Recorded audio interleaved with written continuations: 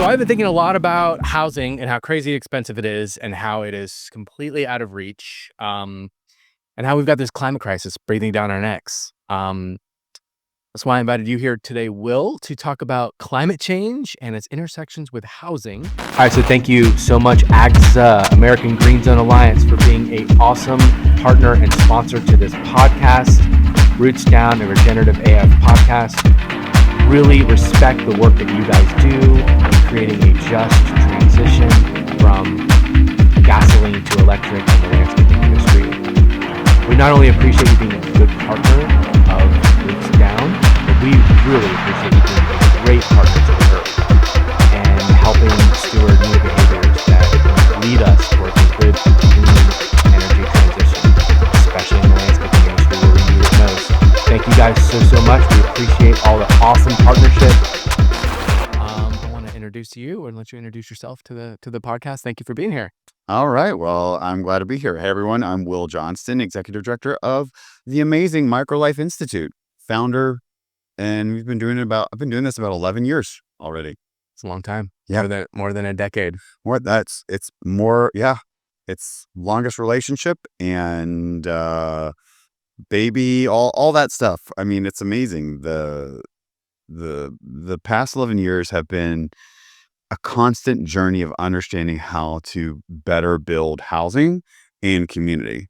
And then, as you said, we were talking about climate change and the impacts of what my work does. I mean, everything connects. So yeah. So the one reason I invited you to the show, and here we're talking about climate change and housing and how they're intersected. I see a huge missing opportunity for developers to start thinking outside the box.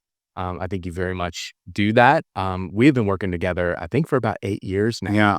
Well, what's the box? Tell me what that box is. Well, the box is, I think the box is not thinking about the environment when they're thinking about the developments. Completely true. So Bottom line, is it in the black? Will it pencil? Yeah. that's right. That's right. And that's, to me, I think the biggest missed opportunity is that a lot of people are nervous about climate change. And I think a lot of the developers really have a responsibility to the people that they want to house and to answer to some of those questions. Well, unfortunately, it's also Pavlov's dog. And I'll explain that. Like the Pavlov, the dog bell is money. And so that would not change for... Well, but we've also, the people who have been in charge of making sure the developers always reacted in that same way is our government and our policy and our zoning, everything that defines of what I am legally allowed to build within a certain amount of time by not having to ask for variances or rezoning. Like, we have positioned our society to not be climate friendly because of our building practices. So, the idea that it's the developer's fault is not. I have seen the enemy, and the enemy is us. And we have, unfortunately, not allowed us to evolve in a mindset that streamlines more housing typologies that does provide climate-friendly options. So tell us your philosophy and why MicroLife is different than the rest. So the MicroLife Institute was born on the idea of tiny housing, microstructures, shrinking your footprint. And even though, like, you look at the average size of a house now and the average household size of what we are now, the average size of a house is what, 2,500 square feet? Yeah. The average household size is about 2.4 people. And it's the 0.4, obviously, I'm talking about children. And so, but you look back in the day, in the 1960s, the average household size was around 900 square feet to 1,000. Maybe even 1,200, and the household size was 3.4 or 3.6. So you're looking at almost double of. Is it because people want more space? That's just it. Like we over time, we as a housing and culturally, we are defining success as bigger, more space, more structures. But then also we are deteriorating the idea of what community is. So this is not just a housing crisis, this is a community crisis. Like, we don't like each other anymore, and we're not willing to even get along even enough to live a little bit closer, to build a little bit better, to care about the environment. Because if we actually, and I also blame car culture. Like, after the war and Ford and all the people ripping up streetcars and transportation and not allowing us to actually have that better density for walkability and connectivity, it just drove us right into suburban development. Yeah.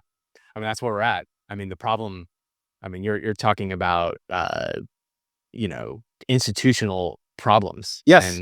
and why we have the system we have now. I mean, I went from, I live in an apartment now, and I think you may have came over to my last house, but it was like 2,800 square foot. So I was like that person. And I just don't think there's enough options out there for people. And I think that's one of the things I really admire about MicroLife, is that we're showcasing that there are more options than the 2,800 square foot house with a yard that you have to pay, $1,000 a month to afford the maintenance. I mean, But yeah, we're also demonstrating you can have a high quality of life in a smaller footprint. And the fact that so many people in society think that 1,000 square feet is small, right. that's ridiculous. We designed in a way in the 60s and 70s because that is the technology we had, and it was box and box and box and box. And now that we have mini split systems and higher end or better innovative ways to heat, cool, and use electricity, we can shrink our footprint so easily. I mean, seniors right now, the cycle of housing is broken, because it used to be that the average American moved every 7 years. Like, that was just, again, national average. That was, before COVID. But because of the housing crisis in 2008, and which removed a lot of small town builders and small builders, it Right. removed the ability to build those starter homes and build those other size of better density. It killed a lot of businesses. And so now, the average American, and this is why I also push pocket neighborhoods and cottage courts, because that also created that bond and connectivity in a community setting, using, design patterns like usable size front porches, all facing a common area, etc. But then the where was I going with that? Oh, there was a thought. Oh my God, it was Okay. there. It was there. I was on a roll. What was I just I, talking about? you sold me. I was in. I was in. I was Where was totally. I going? Oh man, I added too much fluff along mine for the punchline. The fact that the oh the it was a senior housing. No, I said it. No, that is completely weird. So I want to Lost I want to go back. I want to go back. Maybe this will pull you back in track. But like the efficiency model Yeah, of housing, yeah. right? And its responsibility to the climate. So one of the things that I find interesting is you're advocating for development of using not only energy resources, land resources, but also building a pocket community. You actually share actual physical resources, Yeah. like at Cottages on Vaughn, they're sharing their yards essentially as communal space, and they're sharing like the rosemary that's in there. So I think like we're talking about checkbox for so many different resources, and if we can learn one thing from this climate crisis, is that we fucking overuse resources to the nth degree. So I don't know if that's where you were going with it, but I find like efficiency being a big part of this. I mean, honestly, I would love to say that I remember my thought, but I don't. It's okay. But you did bring up our pilot project, Cotters on Vaughn. So for those listeners who are just tuning in, the Cotters on Vaughn is our first pilot project. And like I said, I am Nicki Minaj to Ted Terry's Taylor Swift, because literally, it's who you know, not what you know. And my mantra for the longest time, you don't have to be an expert to create change. And so I was just kept talking about tiny homes and using space better. And then suddenly I became this expert in this field that I still felt like I was an imposter for a long time. But the idea is simple. Like, how do we build better? And then, coincidentally, by helping us build better, I am also addressing climate issues, because, we did this great study and we compared like a regular 800 square foot stick built home to a regular 2,000 square foot stick built home. And what do you think happened? I'm curious. You tell me. The 800 square foot regular stick built double outperformed the 2,000 square foot just because of size. You don't need LEED certification. You don't need special bells and whistles on your damn house. We need smaller housing. And so if we could get back to the national average of a house being 1,400 square feet, we would be saving a lot in materials, power, just, general, being more carbon neutral, or carbon, what's the right, reducing your carbon footprint. Yeah. I mean, we keep thinking that 2,500 square feet is what we want. But I also love saying this: humans and mushrooms, when given the space, will fill it. That's right. So if you're given a 2,500 square foot house, you're going to buy furniture to fill that 2,500 square foot house. If you're given a 1,400 square foot house, you still will fill that 1,400 square foot house. So it's just so fascinating to me. Again, it's the waterfall. Like, it's like, okay, I've got this space. Now I've got to buy all this junk that's, is built in China or shipped over. Like, it's amazing how much we touch, and we think I'm being good, Right. when you actually don't know how screwed you are about that chest of drawers that came from IKEA or sorry, Amazon. or Amazon or anywhere. But that, it's like, don't get me wrong, I love how easy our lives are. We can hit things with buttons and things show up, but we don't think about that and the end result for our housing and who we are and how we live. Yeah. Living in a smaller footprint, I think we live in about 1,000 square feet right now, right? And we went 28 to 1,000. Yeah. It does make you start to reduce what you purchase. And you think about that stuff. Yeah, You're like, so- oh, I don't miss that stuff. Yeah. And it's just, I think it's also like, and I'd love to talk about this, about the design aspects, but it's also how well designed. I think efficiency also comes down to like how well designed a place is, because in Europe, they use the shit out of Every 800 square foot. Yeah. And in America, you go to people's houses and it feels like a 1,000 people could live. And that's why I hate the developer world. I'm like, what's the cost per square foot? I'm like, kiss my ass about the cost per square foot.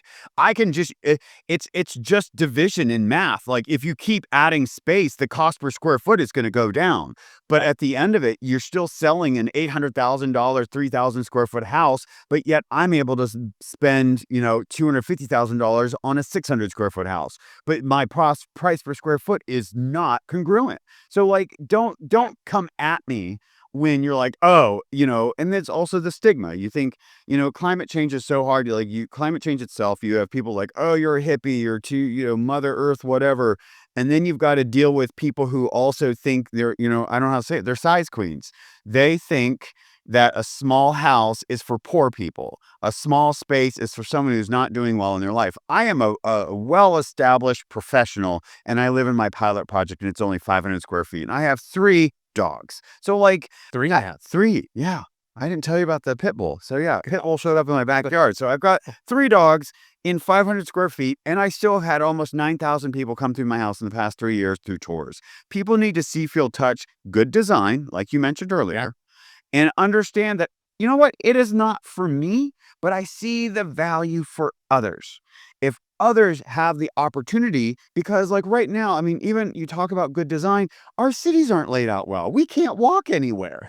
We don't want to walk anywhere, because why would I walk by dumpster fires of design, to go to the grocery store, when the 10-minute, even though it might only be 10-minute walk away, it's a shitty walk. Yeah, you're gonna hit 5 potholes. Yeah, why would I want to walk that? Like, I could think of several cities that, that, like, I don't understand why we don't pride ourselves in how we look, exterior and interior. Yeah, it's just it all comes back. It's junk. It's junk. junk. Well, I tell people, like, travel to Europe, go to somewhere overseas, go to New York, for God's sake. You're living in 800 square foot. You're not going to call that person a poor person. No. They use every inch of that space. Well, and that's the issue you get into, like north, south, east, west. I mean, I hate, I actually came across, remember Curbed Atlanta? That was an article thing that would come out about housing and some other stuff. It's the new Urbanize is the newer version of it. Anyways, I believe City of Atlanta Design Studio or anything did what would our density look like? City of Atlanta, Metro Atlanta, or maybe it was just City of Atlanta. What would our City of Atlanta density look like compared to other national and international cities? And if you looked how big Atlanta would be if we were the same density as the city of Paris. I think it was a 4 mile by 4 mile square. And that's it. I mean, we are not dense, though. I hate saying that. I think a lot of international cities are starting to be influenced by American design and build, because they are building those highways and they are building the suburb neighborhoods, which is really sad, because I think also, our climate change isn't getting better because we're also not working together. Yeah. And I think we're designing poorly, because now we're get off my lawn America versus like I invite my neighbor over. So this is a PSA to anyone in Europe that wants to copy the American cities. And we have a density issues. We have a loneliness epidemic. We're miserable. We overspend. We're overweight. We're polarized. Please, We don't like just fucking do it. Please don't fucking do it. It's miserable. And I know that. I know how I feel when I travel. I say this often because I just got back from Barcelona a couple months ago, and Barcelona, it was fabulous, and it was so fucking walkable and so traversable. But also we need to think about so much when it comes. I mean, I know we're talking about climate change, but we need to think so much. I mean, you look at Paris, they freaking subsidize the mom and pop shops to keep them open. That's right. Like, we need to be innovative like that, because like I live in Clarkston and we have this amazing opportunity to be this international city, and the leadership doesn't. They just don't want to do anything.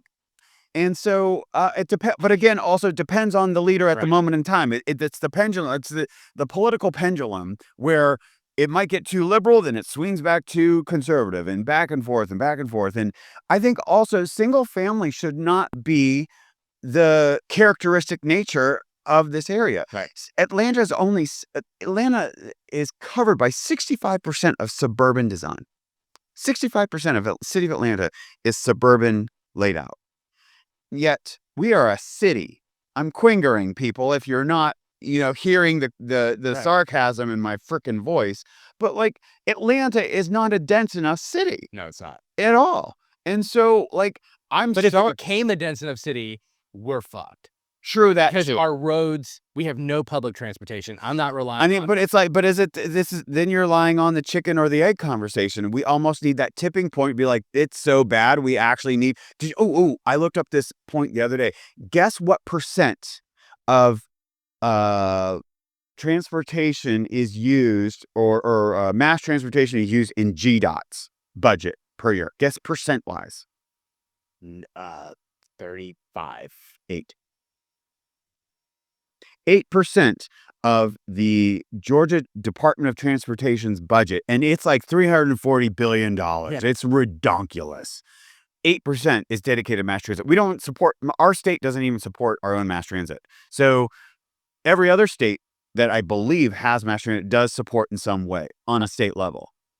And so 8% goes to other means of mass transportation. So not necessarily even MARTA, like it's just statewide mass transportation initiatives. And even taking that money, even $1 billion of that, to do a study on how to reduce car use in Georgia, I think would go far.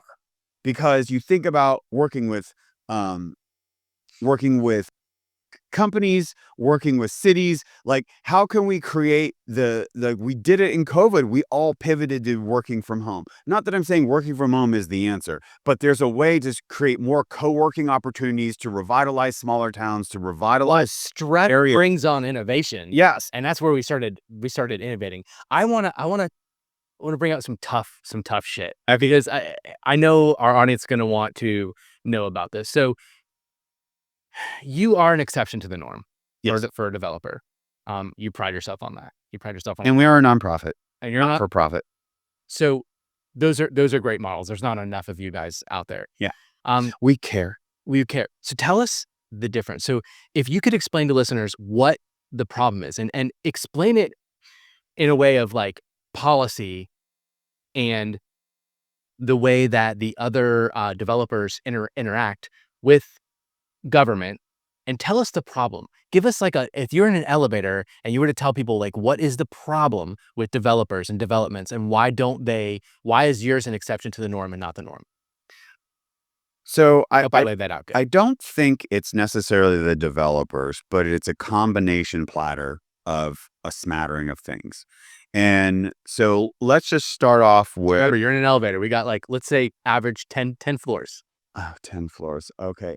The issue is the fact that it takes too long to rezone or get a variance to work through a 3 month to 6 month system of government approvals to rezone or ask or build what I would like to do. We should streamline the process to say this land is near this, and that way, like, wave a magic wand, bing, bang, bada, boom. That land is now has the ability to add the better density that is needed. And we need to actually say that we can build incrementally and say, you know what? If you're in a 15-minute walkable distance to some sort of something that could be considered a city center, then you have the right, by right, of your own land to build up to X amount per acre for like 16 units per acre, 40 units per acre. Right. And so we are in our own way, and a lot of it is and it is built on purpose. We have done this on purpose to be obstacles, to make it harder, because the streamlined development is large single family home. Did that make sense? That makes sense. Okay. So how much do you blame, like, there's a lot of red tape, a lot of bureaucracy, like the planning boards, all the zoning boards, like, do they cause more problems? Are they in the way of this, the better solutions? Everyone thinks they know. They're just made up by bunch of NIMBYs. That is true. NIMBYs, for those who don't know, not in my backyard. I mean, this is where they don't know what they don't know, and they're afraid to find out anything else. And so, though the system that we have created for the developer, I don't want to say is a gotcha, but, like, for example, you can do a rezone, and you're just going, quote unquote, for a rezone, and you say you're going to build 30 units, but then, haha, I gotcha. I built 60 townhomes crammed in there. You can't do shit about it. So there is a distrust. But this is where I'm encouraging municipality leaders, I'm talking to you right now. You need to really embrace your master plan for your own city. You do the work, and you say, this is what needs to go here, and the better density that surrounds your downtown. It's amazing with all of these, not master plans. What are the other things? Where strategy plans? What are those called? Strategic plans. Strategic plans. That they say they want the new shops, they want the new restaurants, they want the new coffee shops, Right. and all this other stuff, but they don't have the density. Right. They don't have the ability to support it economically. And so, I think Eric Kronberg said you need about 2,500 house rooftops to support a 30,000 square foot downtown city center thing, something like that, to that effect. And then, so again, it is about that better support walkability, connectivity, supporting a downtown. So again, you are creating that livable, walkable, connected community that you can start removing the cars and something else about development. And within our own world, we have built up such a car culture that everyone thinks they're an urban planning expert. And they're like, well, of course you need 2 parking spots per unit. I'm like, no, you don't. Not everyone has a car. Or we can start actually allowing developers to make a lot more affordable housing by not even requiring parking, that they can put their own number of parking units or even not do parking units. Like, we need to be allowed to build something and take our own risk. We will take that risk. You do not need to be afraid of it, because it's still going to be a good project. It's still going to be good for someone. Again, that goes back to my thing. You need to see the value for others, not just you. And when you have a bunch of car-loving, mass, I don't know where I was going with that. You have a bunch of people on council or in the municipal administration who can't get beyond seeing that we need to create a different type of typology and access for. That's the issue in a lot of these metro. You're saying, let me get this straight. You're saying that, and I don't disagree with you, but you're saying that government is the roadblock. And they could also, and I say this a lot, they could actually be the prime thought leader, especially local. They should be the prime thought leader. They have the ability. I mean, that's what my philosophy says. comprehend. the comprehensive plans, that's what I was thinking of earlier. The comprehensive plans lays out like a 5-year plan, and the DCA requires every municipality to do it to get funding and all this other stuff. What the DCA is starting to actually do is hold the feet to the fire and say, you actually need to do what you said you were going to do, because a lot of those comprehensive plans are wishing and wanting, and they're not doing anything about their zoning to allow for it to happen. Right. So again, don't get me wrong. We all know there's a struggle. There's volunteer in the community of like from some council members to like, not everyone gets paid. Not everyone's that involved. There's also community. Everyone will show up for a no. No one shows up for a yes. That's right. So, unfortunately, the squeaky wheel gets the grease, and this is why I'm so proud of the municipality of Decatur. They upzoned and allows for up to a 4-plex in all residential zones. Has Decatur been destroyed? The answer is no. So how can we, and just like true to Decatur, all of the city of Atlanta should be upzoned to allow for a 4-plex. Like, it's amazing who comes out. What fascinates me is you would think it's a certain group. You think you could be stereotypically about a NIMBY who's like, I don't want that and not in my yard and blah, blah, blah. It is everybody. It is minority. It is, everybody. I mean, it's just everyone is afraid of change. And that is also going back to like what we need to work on as a community, because we don't trust developers. I get called like every time I go to a meeting, like, well, there's this guy who's trying to shove tiny houses everywhere. I'm like, I don't even build tiny houses anymore. I build housing.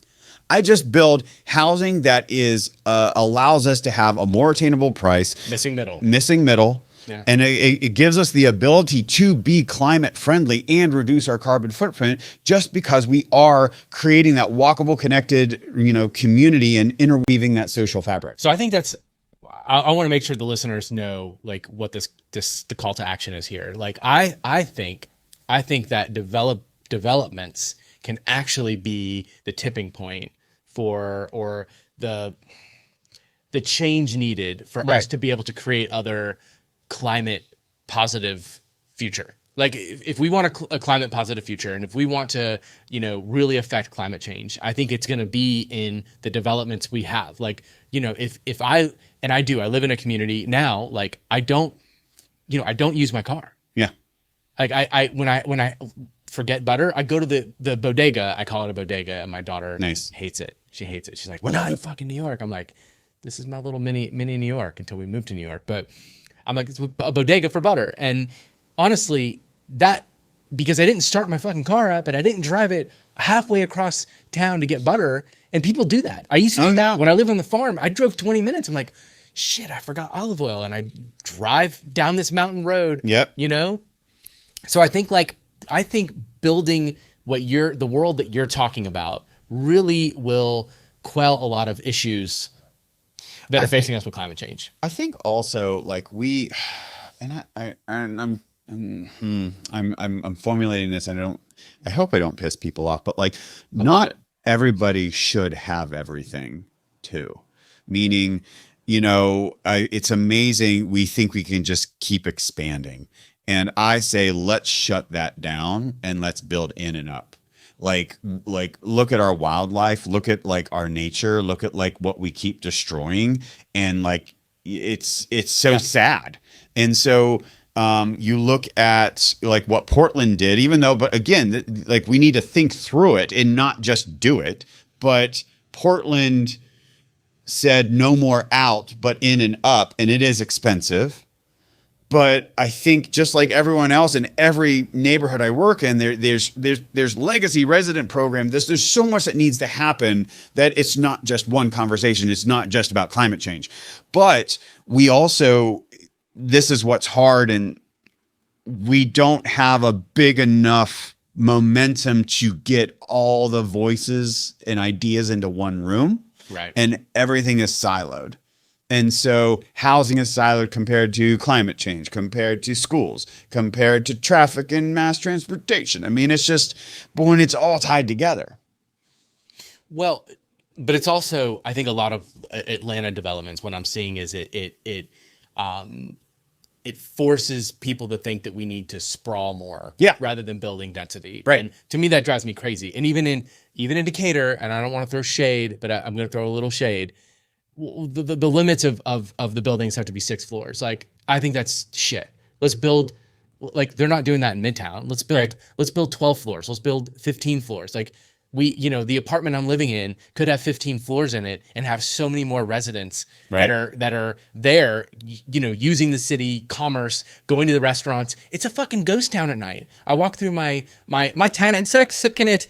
Everything's dead. The businesses want, like, there's a Mexican restaurant that opened up down the street, and shameless plug, Casa Balam has become one of my favorite places in Decatur.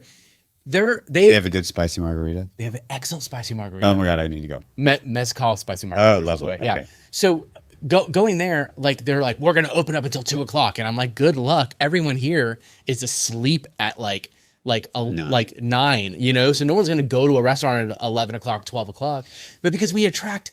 But that's also our culture.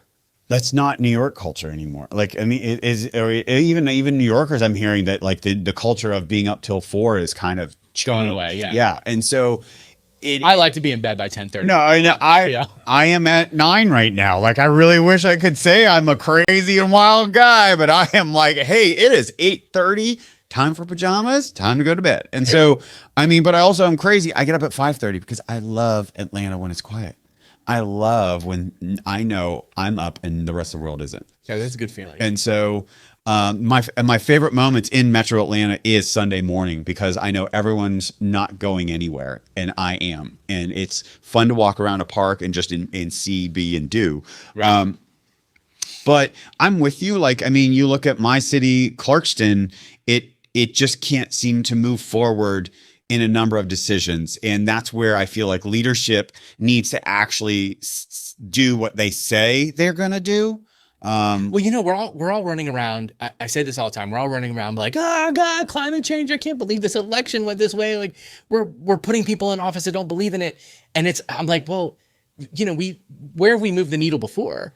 Where were we moving the needle during the Biden administration? Right. As far as local stuff, like, we could be incorporating these developments in our communities. Like, Clarkson could certainly change. It could be such a bigger and greater hub of international and climate change proportion. Yeah, I agree. And I hard to even get a tree planted there. But I think it's funny when someone says Clarkston's really dense. And I'm like, it's got a lot of people within the square mile, whatever. But I'm like, but honestly, just like you said in Decatur, I'm like, it's dead at 5. I see no one walking around. Yeah. I don't see anyone. Like, literally people are driving through, but I don't see people being in. And that's where I feel like, and it's not just Clarkston, it's our culture of using downtown centers anymore. Yeah. And so how do we?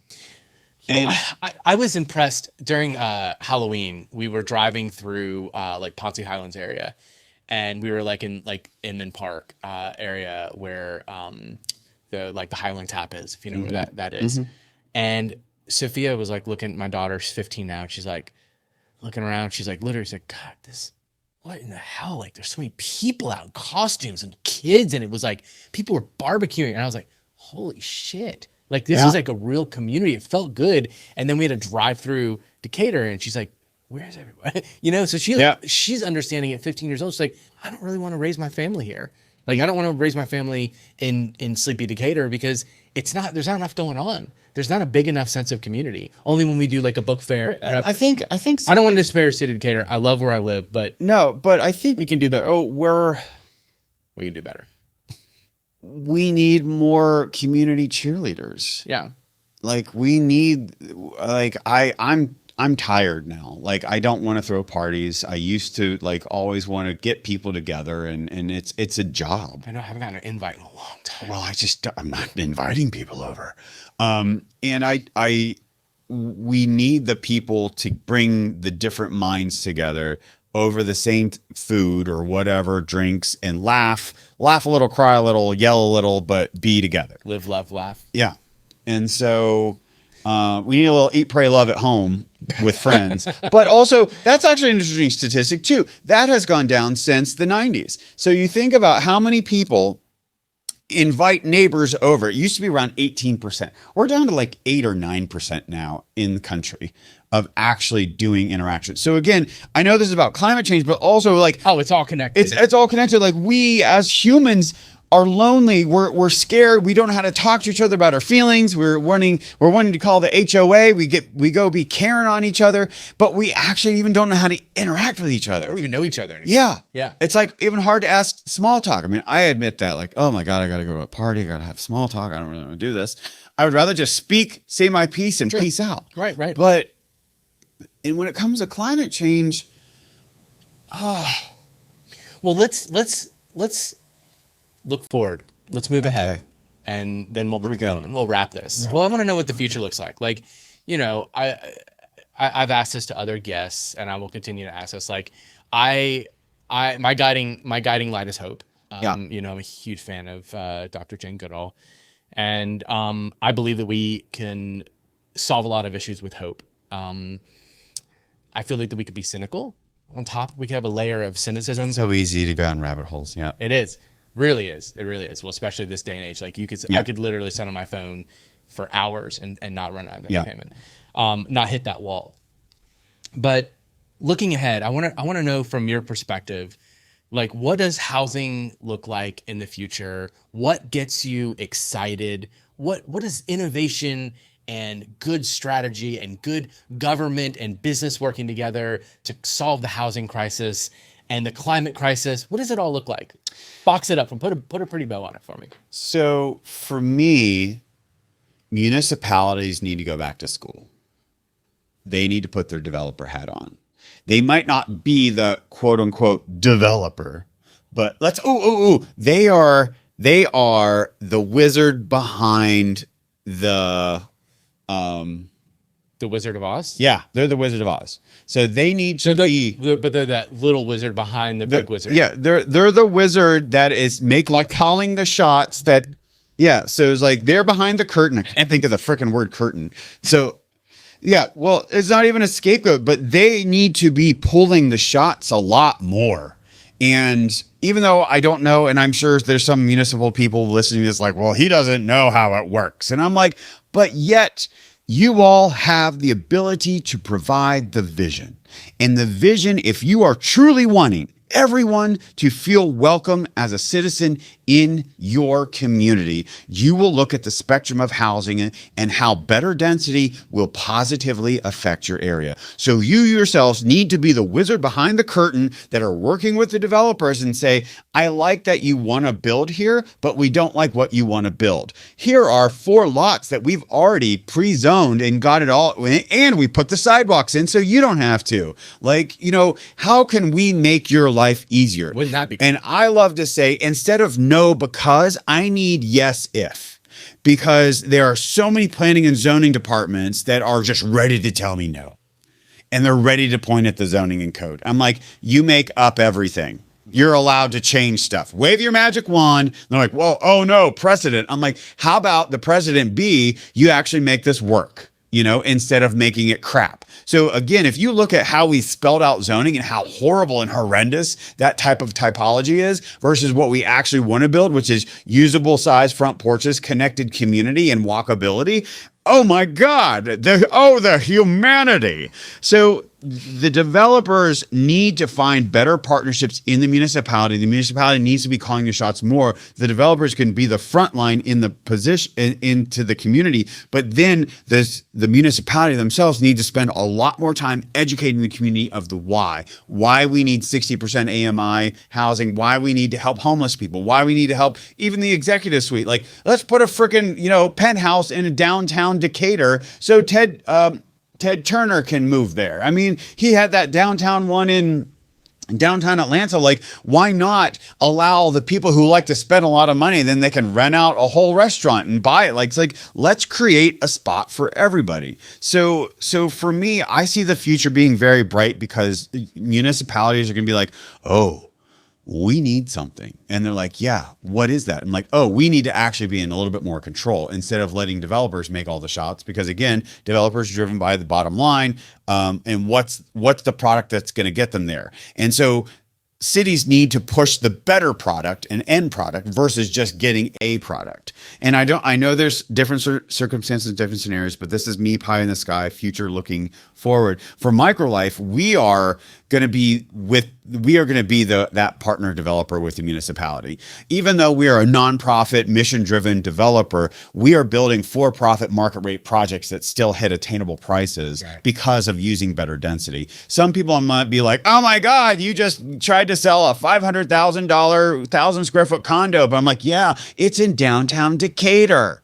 No price. You could not buy something like that in downtown Decatur. So it's like, again, trade-offs. Do you want to walk and have a great social life, or do you want to drive and be in a car and be over here? Like, to each their own. But I mean, some people with some people you can't talk them out of it. Oh, they look at me like I'm an alien. They're like, what why you want to live that close to all your neighbors? Like, I want to I want to throw a ball for my dog, and I'm like, yeah, that sounds like miserable for me. Again, have a dog. To each their own. Yeah, to each their own. I mean, that's what I get when people come through my house and like, well, what if you don't like your neighbor? I'm like, I don't talk to them. It's true. Done. I think you're less likely in your scenario, because I know how close you live. I think you're really less likely to not like. I think you're more likely to like your neighbor and forgive them for all of their transgressions, right, and the things that they do. Well, you have to live with them, and right, you have to be an adult, and deal with human emotion. And so everyone watch Inside Out and start working on that. And so two or both, I would say. Anxiety, I think, came in too. So but we as MicroLife, I'm really excited because we have stepped into this not-for-profit developer role. We are looking good for 2025, and we are looking to build a lot. And I can't wait till I have a crap ton of money, so then I can start ramping up the quote unquote institute side. So right now we're building, but then we need to bring up the conversation. Like, no one is doing the research and asking the questions and answering my questions the way I want them to. Not that I have an idea of how I want them answered, but I know there's data out there to drive why policy needs to be this way versus the Q&A that's happening right now. So once I have the money to drive up the institute side, we will be, I'm hoping I'll be opening up chapters in new states. I'm hoping I'll be the kind of beacon to show that better density can drive better community. And, and also there needs to be this, I hope it's not from the state, but it might be that, the state might usurp local power and say, sorry, we need housing. You don't get any say. And then they're SOL. We don't know what's coming down the pike. I know it's kind of riding a raft without a paddle. I mean, we down a wild raging river. More like hippos. Watching episodes of Jerry Springer and just deciding to say I'm gonna sit back and enjoy this and pop some popcorn, or I'm gonna cry over it. Yeah, it ain't getting any better. So we brought up a lot, and I wanna tie this into climate action and climate change. That's what this podcast is all about. I really created Regenerative AF as a platform to show that there's more ways. People, we talk about this a lot, like people that are anxious about solving climate issues. They lean on things like recycling and composting, and that is one small part of the problem. But there are big problems. I mean, you get the housing sector and the transportation sector, which are huge. So I want to kind of weave that in. I'm glad we got to talk about that today. And I would really encourage my listeners to know more about what Will is doing at the MicroLife Institute. I think it's revolutionary. I have been a big fan. I have thank you. I've been involved, and I've stood at a distance, and I've watched you. And I think I will say this: if I'm going to bet on a horse, I'm going to bet on you and what you're doing. And I think that's what society should do, is bet on thought leaders that are passionate about the work that they do. And it's not all about making dollars, which I think we should definitely make money for our craft and what we do. We need to, money makes the world go round. It does. And I pinch myself the life that I have constructed in the past 11 years. I had no idea. Yeah, it was a struggle. It was a struggle, up and down. I was there for it. I remember it. But I just want to encourage you and encourage listeners to support you. You've done such an amazing job. And I think it's Thank a very necessary, if we're talking about climate change in the urban sector, which is all about what this podcast is about, we have got to fucking look at housing. Like, it's got to be under the microscope. So I thank you for being a really awesome guest, rocking the shorts and the sweater and the sunglasses. Yep. You look It's a whole new vibe. Whole new vibe. It's all new Will. Yeah. I watched you in a suit and It just looks and I was like, no, like I see the Will. Like I recently joined Kiwanis, and everyone shows up in like, their tan beige pants and their blue blazer, and I'm like in skinny jeans and a t-shirt and blazer, and I'm like, sorry guys, this is what you're getting. Yeah, because I'm not old school like that. I can't do it. I'm with you.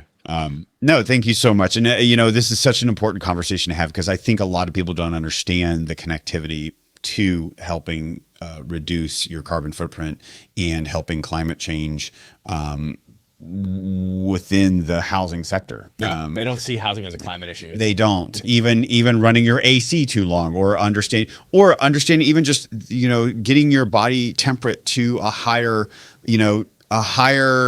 degree during the summer and a lower degree during the winter, and not having to force your energy consumption up. If you quit being a princess and put on a sweater or take off a layer, and so there's simple things. Even also, you can come to join Abundant Housing ATL, show up to help support projects, because we need the yes in the room. Yeah. If there's no one supporting us, we're yelling into a vacuum. And we do have great leadership, like the mayor of Decatur and the council, that like they knew they were going to get egg on their face, because there were a lot of NIMBYs in Decatur not wanting the up zone. And unfortunately, there's got to be a tough noogie law that needs to happen. It's like, sorry, I don't care if you're scared. This needs to happen. Like, you can't, like, literally the trifecta of every NIMBY person: trees, traffic, and parking. Mm-hmm. That's the epitome of what they will come at you. And yes, it could be legitimate, but also, come on, like, you're in a dense area. Millions of people are moving here. Like 1.8 million people are moving here by 2050. Like, where are we going to put people? And I love it when people are like, not here. And it's like, you're going to get gentrified. I mean, gentrification is not necessarily always a bad thing. And gentrification allows for things to actually look nice and be nice. Unfortunately, we assign way too much value of things looking nice, which then causes everyone to be pushed out. Yeah, it's true. So why can't we all have nice things? I think we can. I think we can too. I think we can. But we need to have the better conversations to get there. Well, I really appreciate you being here, and I'm going to absolutely consider this conversation, but I'm going to be a princess and go sit in my sauna when I get home, because I get lovely. Cold. And lovely. How are you going to move to New York? I'll move to a place that has a sauna. Okay. Yeah. And stay in school, kids. Stay in school. Don't do drugs. Don't do drugs. All right. Well, thank you so much for being on the podcast, Roots Down, at Regenerative AF Podcast, and it's streaming everywhere now. We launched, and so check it out. Thanks for being here, dude. All right.